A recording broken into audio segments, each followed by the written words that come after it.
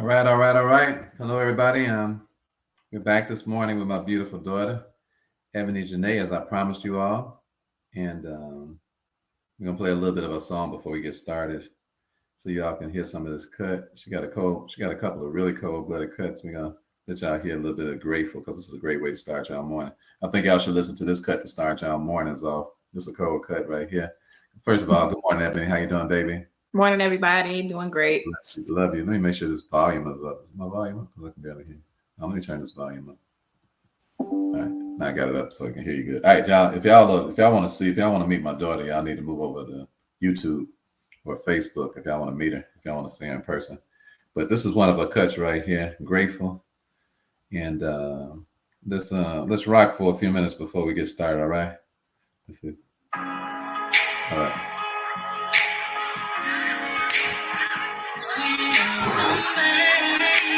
Oh, y'all feeling that? You better sing, girl.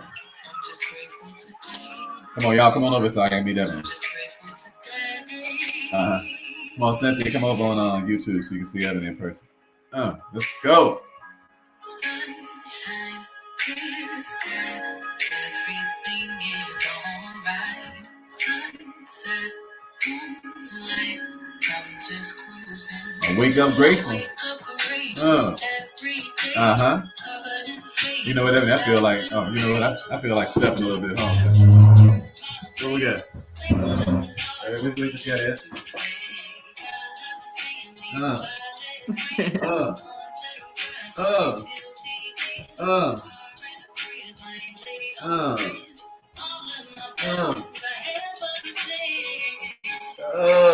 What's up, babe? Gonna dance with me? What's up? Get the baby in. Let's do it together. I ain't got no room. She's sleeping. Let's go, y'all. Where y'all at? Come on, y'all. Before I interview my daughter, y'all get up and step a little bit. Let's go. What y'all got? Yeah. Get it, girl.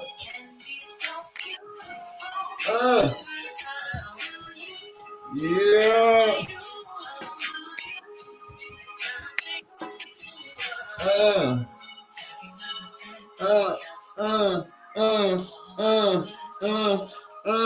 That hurt my knees, baby. Wait a minute.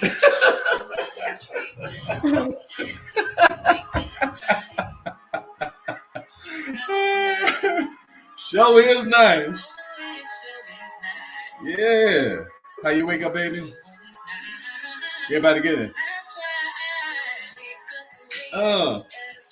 Wake up grateful every day. Dousing great.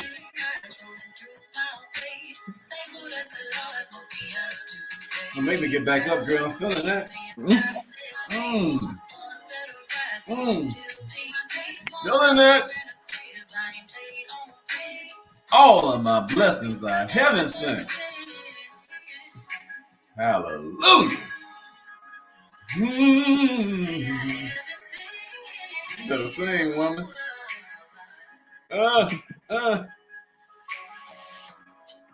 Ladies and gentlemen, I bring to the stage this morning my wonderful, my beautiful, vivacious daughter. And we're so glad to have you today.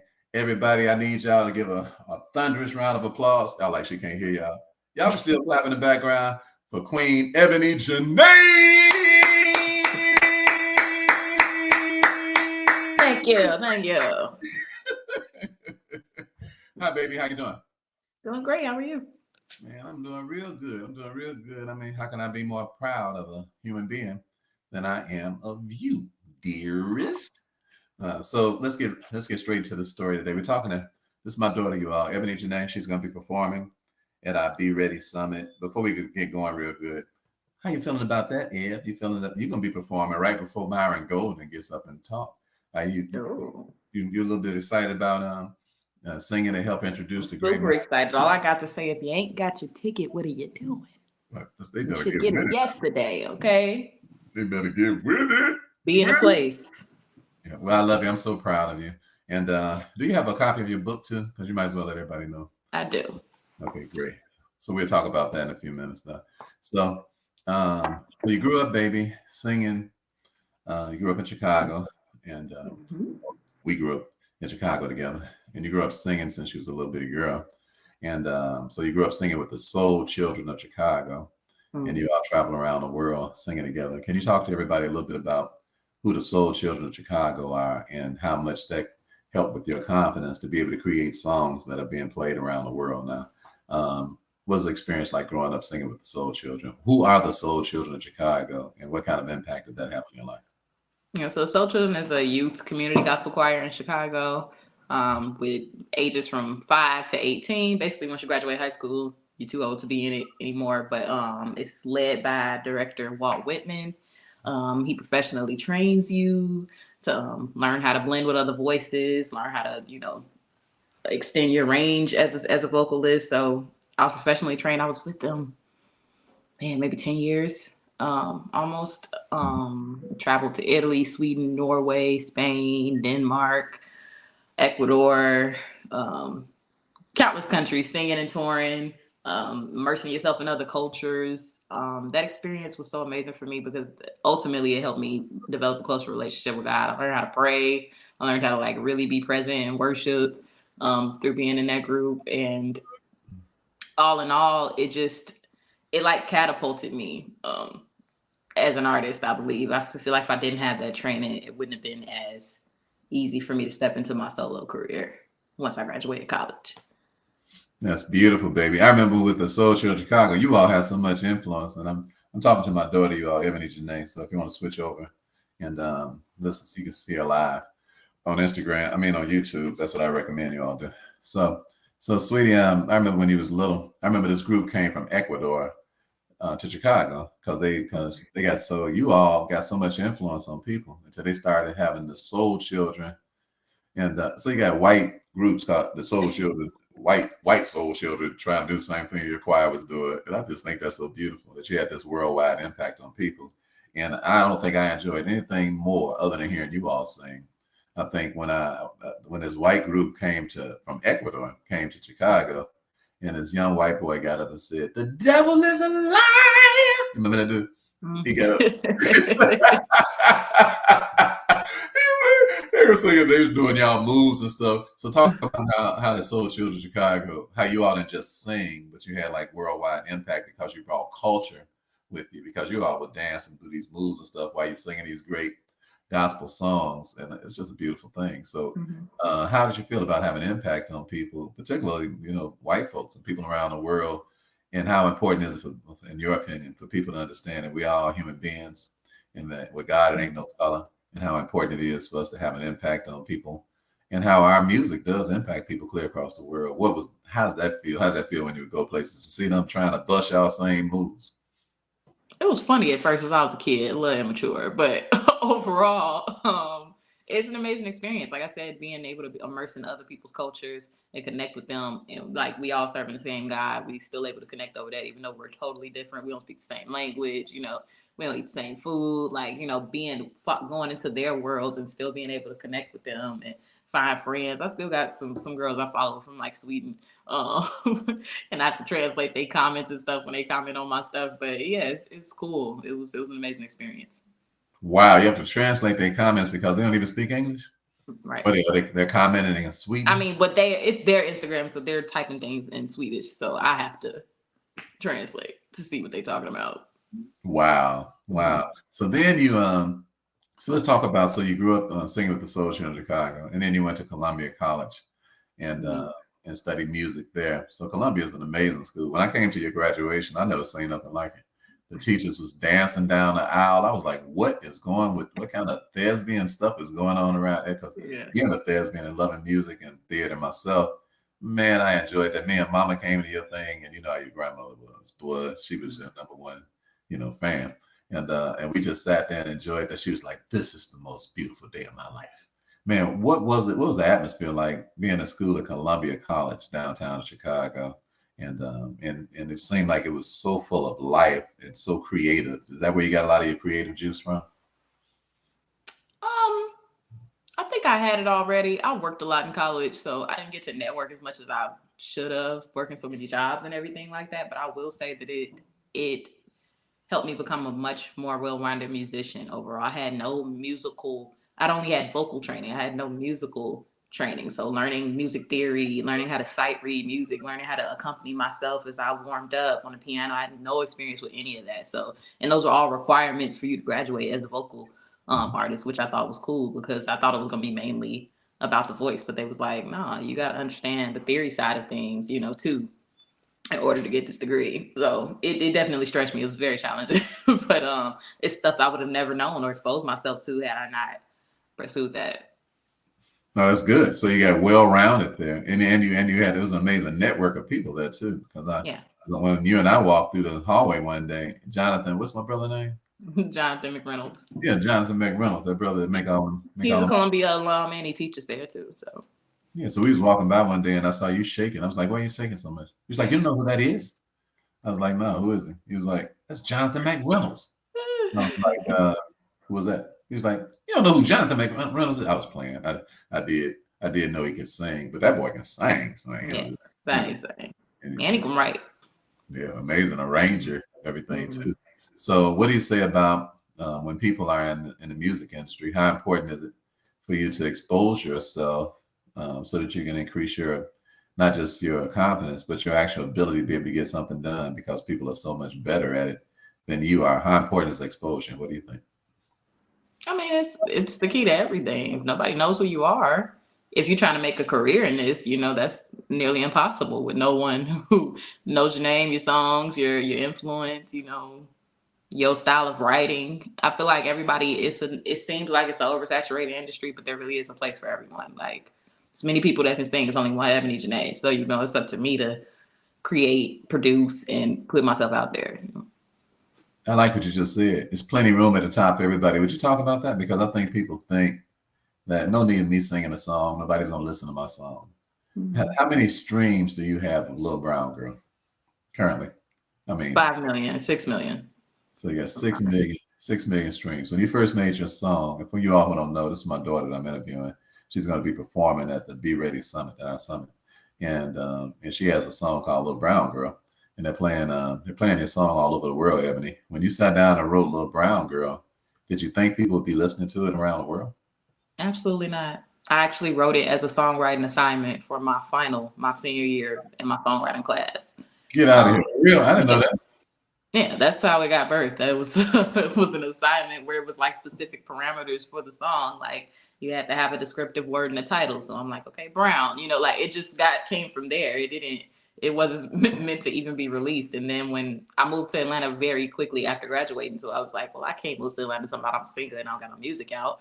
And that just happened to be the last song I had written. So I was like, why don't I start with that? You know, that's personal. It's about me. It's about my story. You know, I'll let that be my first single. And all I expected was maybe family and friends to share, and you know, and that was gonna be that. And it was just gonna be something I played to people as I was networking. But then all of a sudden it just started to blow up. But that would never happen if I didn't put it out, you know. So it's just like you don't know what God is gonna do. You just do your part. You do the work and let him handle the rest.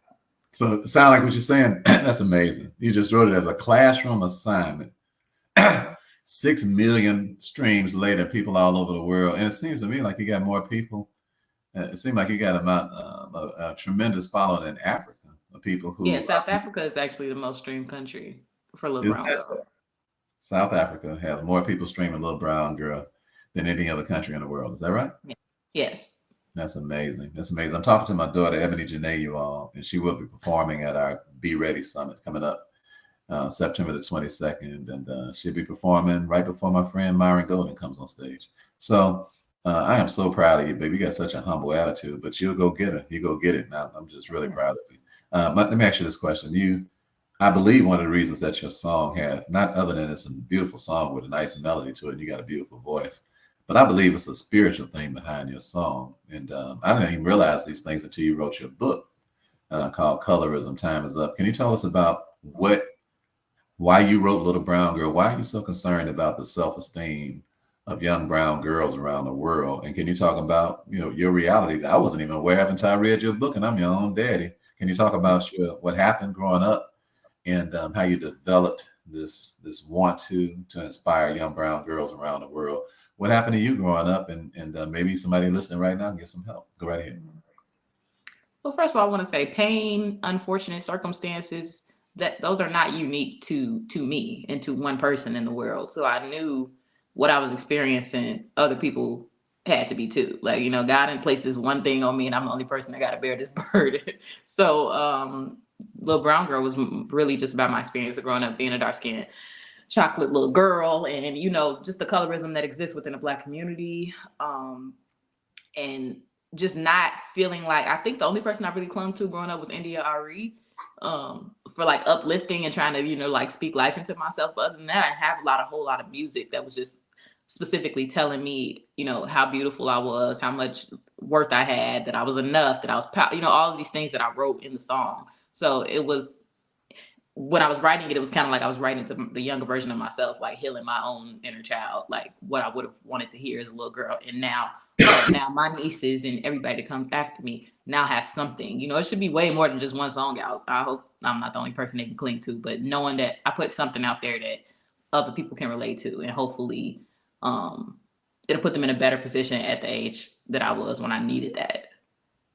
So let's talk about that. So you grew up upset about, subconsciously, very subconscious about the fact that you were darker, or brown skin, and you felt like, your light skin up in your book, your light skinned sister Sade, who was a real cute girl, and you was like, she getting all the love up in here, and all the fellas playing me off, and I don't feel like I got the same. I didn't know all this until I read your book. By the way, can you show everybody your book? What's the name of your book?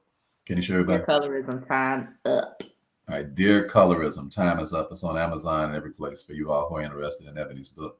Dear Colorism, Time's Up. Right? So you're talking in your book about really the way that dark-skinned women are treated around the world and here in America, and how, let's say, it's not right. It's not right the way that you all get treated in acting, because you're an actress and a singer.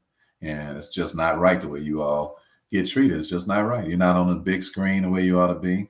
And I don't like it either, you dig? So, and let's talk about it. All right. Let's just get it out, please. Let's just talk about it. From a child's perspective, you're looking, obviously I have a dark skinned mother. I thought she was gorgeous and beautiful, and she told me I was beautiful all the time. So it's not like I didn't hear that, but it feels like it's not true. I feel like you got to say that because you're my mama, Of course you're gonna say I'm pretty, but then when you leave the house and everything around you is telling you that everything that looks the opposite of you is beautiful. That's what you see in the magazines. It's what you see on TV. It's what you see in music videos. It's what you see in movies. You got your own sister. Me and Sade are very close in age, only a year and a half apart. So literally hearing guys say that she's cuter solely because of that reason, it's like, well, you telling me one thing, but everything else tells me that that's not the case. It tells me that if I was lighter, I would be viewed completely differently. Right. And so, yeah, that was just, I feel like I've been an actress since I was out the womb, very dramatic. So I feel like I played it off very well. You would have never known I was as insecure as I was, but it was always that like underlying gut punch. Every time I would get a little bit of confidence, here comes a comment about, my skin tone. It bring me all the way back down. I had to put that front all the way back up again. So it wasn't until I got to maybe my senior year of high school where I was just like, all right, Ebony, you involved in all of this. You in Soul Children. You the captain of the majorette team. You in this, you in that. Like, you're in the forefront of everything you do in your life right now. And then you sitting here really behind it all, feeling like you're not enough, like you're not pretty. Like, you in the limelight anyway. You might as well just accept it. If anything, you're probably going to get darker. But you ain't getting no lighter. So you need to get over it. Embrace it. And whoever ain't with it, just ain't with it. Stop like trying to seek validation from these people that you really don't even, care too much about anyway. So that's when the switch really happened for me. And now just being in the industry, I hope that just me pursuing what I'm pursuing helps pave the way for more girls that look like me, honestly. I believe, me personally, I think that's why Little Brown Girl got so much international impact. Absolutely. Obviously, you ain't the only person dealing with the same thing. And I just don't think it's right. It's my daughter I'm interviewing you all, Ebony Jenae. She's going to be performing at the Be Ready conference. So we're just so excited about having you at the conference, but I'm so excited about your life, the trajectory of your life and the impact that you've had around the world, and that you have the spirit of advocacy because you care about what goes on with the next person. and not just yourself, or you wouldn't take the time to write your book. I even heard in your book that you said that you had guys that would talk to you and say you cute for a dark girl. And I just when you told me when you said that, I was like, are you serious? A Negro got the nerve to say Ask something. any chocolate woman. I'm sure she's heard it at least once in her I life. can't. It's I need very common. in the chat. If you all have ever heard, if you've ever heard, I want to talk to my sisters for a second. You ever heard that? Anybody ever have you ever heard it? Not maybe not to you or maybe to you yourself. Just put a one in the chat, or just yes or one in the chat. Have you ever heard somebody tell a dark skinned woman that you're cute for a dark girl? I just want to know if it's one more person that ever heard that. Y'all can put it in the chat while we keep talking. And if you have, just put it in the chat, yes or one. I just talking to my sisters because when he said that, I just marveled. I'm like, who in their right mind would actually tell a woman you cute for being a dark girl who don't want to get pimp slapped?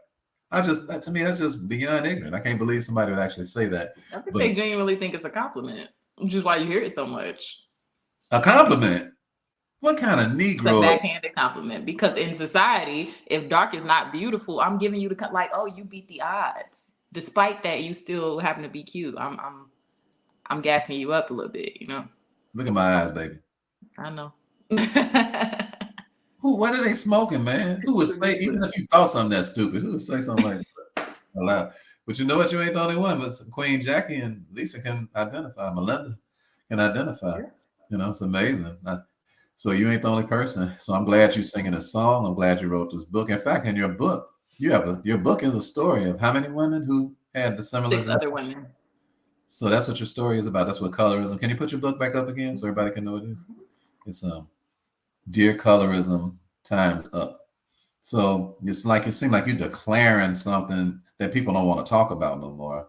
But this stuff been going on since Black folks came to America. This light skin, dark skin thing, and the Willie Lynch mentality and all that sort of a thing. So let's talk about it. When I was little, I saw this movie called Imitations of Life, where this girl was a reason I remember it because Mahalia Jackson sang in it. And I just remember her. But I remember this lady, she was acting like she was white, so she wouldn't have to go through all the hell that a Black person would have to go through. So let's talk about that dynamic. This thing been going on since slavery started. This idea of light is white, light or bright is right, and it's something vilifying about being Black or dark. What do you say to that, dear? Yeah, it's all to push the white is right narrative at the end of the day. So, which is why colorism makes no sense, because at the end of the day, ain't none of us white. So you can try, you can try to glorify being lighter all you want. You still are looked at a certain way in this country, at least. But yeah, I mean, if you take a slave and you say, hey, you dark, so you're gonna sit here in this field for 12 hours a day in this golden sun, pick 400 pounds of cotton. If you don't make weight, you getting whipped 50 lashes tonight. Go back to sleep, do it all over again. Or you could be in the house cooking, making a bed. While we're still both slaves, one of those sound more appealing, So it's like, what does that say to the dark one? If you tell me this is the workload I'm gonna have to do, and strictly because they are lighter, they get to do this. It's automatically put about. If I was a slave back during that time, I wouldn't like nobody that was light skinned. I'd be looking at them all kind of ways, So it's like it's been trickled down and trickled down and trickled down to where now it's still seen as superior. Well, and you know what? This is what 300-400 years later, since our inception here into the country, and here we are still distrusting each other for all kind of reasons, and even mean-spirited towards each other. I just want you to speak to the Black race for a few minutes. What do you think about Black love? How important is it for us to start loving each other and to get over all this foolishness? It was a setup, Let's just talk. Can you just talk about the idea of Black love? What does it mean to you? Oh, Black love is life to me. It is strength, it's power. Seeing that, from the government plotting to have our families broken up, to tell you can't get assistance if the man is living there, like the what we call modern day slavery now, the prison system, just trying to take Black men out of our homes, and just for us to not have any type of real synergy with each other, and to be able to uplift each other and move forward as a whole. Like it's so many ploys. At least I can't speak to anything outside of America, but here, to keep us divided. And so when you do see a family unit, oh my God, it gives me so much life, because it's like, man, just the fact that we're seeing it so much more now, with content creators and everybody, creating videos and vlogs and on YouTube, trying to put it more in your face to be like, no, these exist now. and we are here. I think it's super important, just because so many, compared to what we have now, the years of separation is outweighs it greatly. So it means everything. I love that because you are a real person, Ebony. You really look at life the way it really is. And speaking of that, now you have a beautiful little brown. Where's Jedi? Jedi asleep. So go tell Chris to get him. Okay. I know she's gonna wake up. She's gonna start crying right in the middle of the presentation stuff. But before we before we get down, how we gonna have the author of Little Brown Girl, the number one song for little brown girls in the world, and we don't see your little brown girl? You just got to. She had a very rough night sleeping. She hasn't slept longer than 2 hours so far. So I'm trying to let her get her rest. No, I know, because when we get through, you saying, brother, you saying, Daddy, you just gonna go back to doing what you're doing. But now I'm gonna have to be up with Jedi. But you're gonna have to be up with it to go, because if y'all want to see Jedi, put a 1 in the chat. If y'all want to see Jedi, if I get at least 10 people want to see Jedi, that's the vote right there. How many of you all want to see Ebony's little brown girl? This Ebony has a little Follow brown me on girl. Instagram. There's plenty of pictures of her there. I promise she exists. we got one. Let's see. There's 2. There's Lisa. All right, let's go. Margaret and Genius. All right, there's 3. Hold on. Facebook user. That's 4. All right. Guys. Queen Berlin. She really love you. Now that's 5. You might be out of. You might have to materialize. Yeah, we got 5 so far. If we get 5 more, we're gonna make it happen.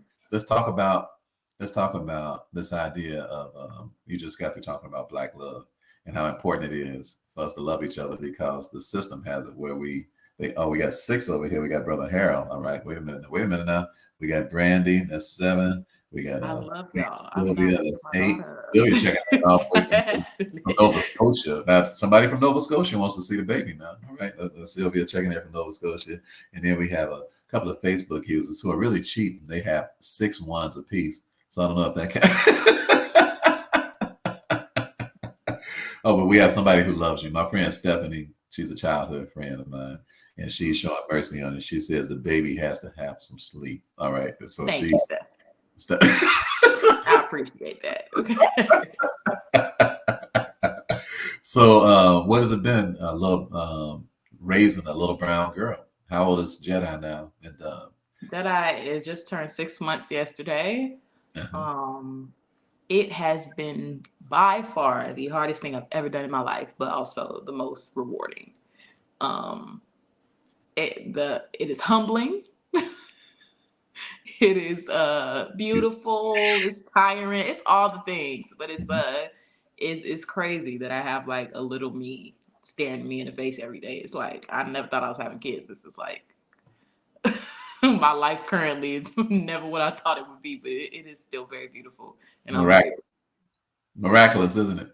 Yeah. The whole childbearing thing, and then miraculous to raise a child. And you told me the other day when I was in Atlanta with you all, having the privilege of beating you and Chris in a game of dominoes, and not having no mercy on y'all, even though y'all my kids and everything. I can't stand to lose nothing. So when we were down there, and Jedi started some of her monumental crying because she's really good. And what did you tell me? You said that she can sing. Why? She's gonna be a singer because when she cries, she can hold a note a good 30 seconds before she takes another breath. I'm telling you. And sometimes if you have music playing while she's crying, she will cry in the key that the song is in. I'm telling you, she got an ear. That baby gonna be a singer, and if she can sing, you prepare to be sick of me, okay? Because I'm gonna be that mother. I promise you. She can cry in the key of see her.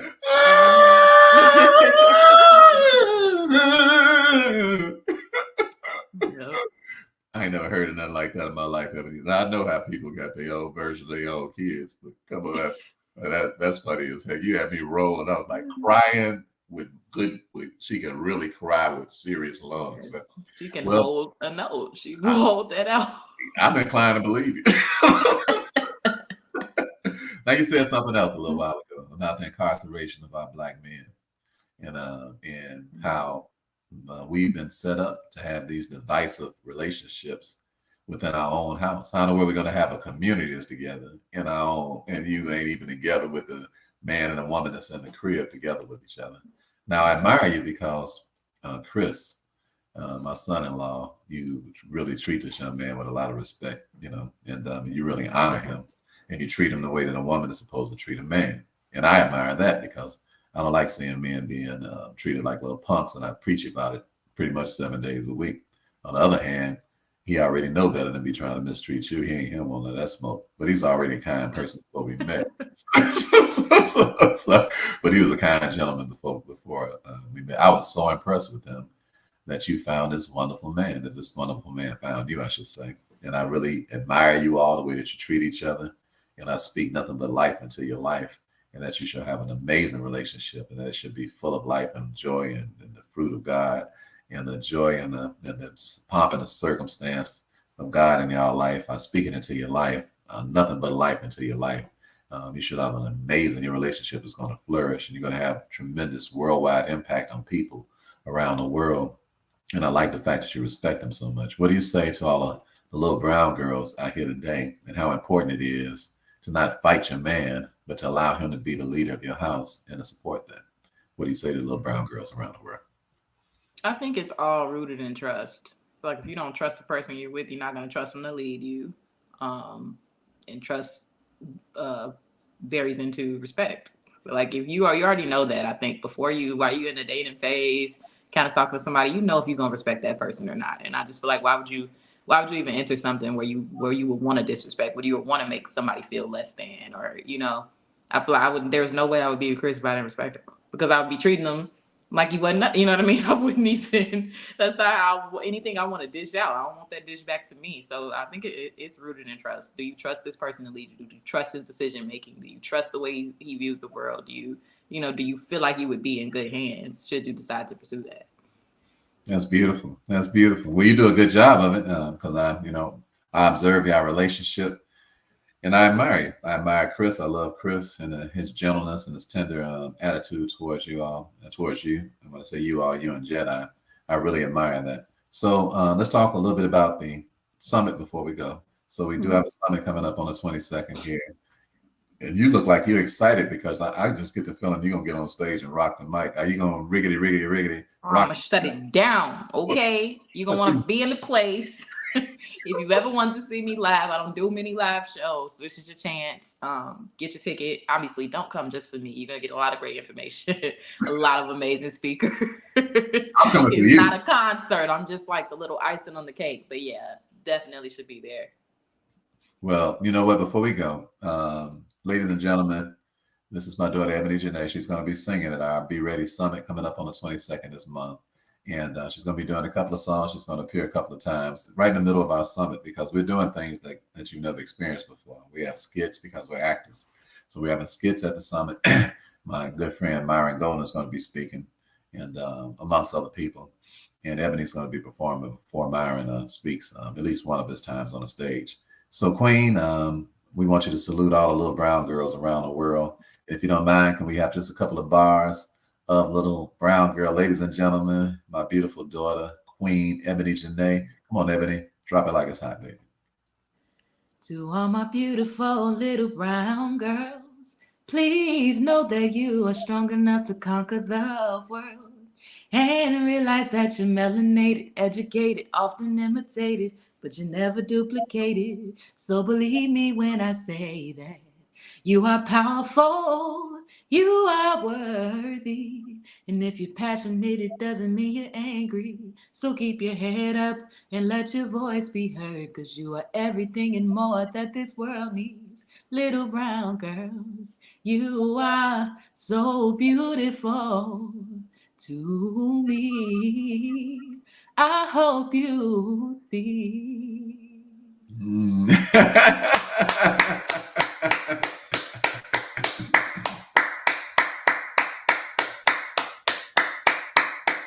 Thank you, baby. And we speak on behalf of the little brown girls around the world. They all say thank you as well. And we want to thank you too for being here today. And not just little brown girls, but the world in general loves you, Ebony. And we appreciate what you bring to this generation.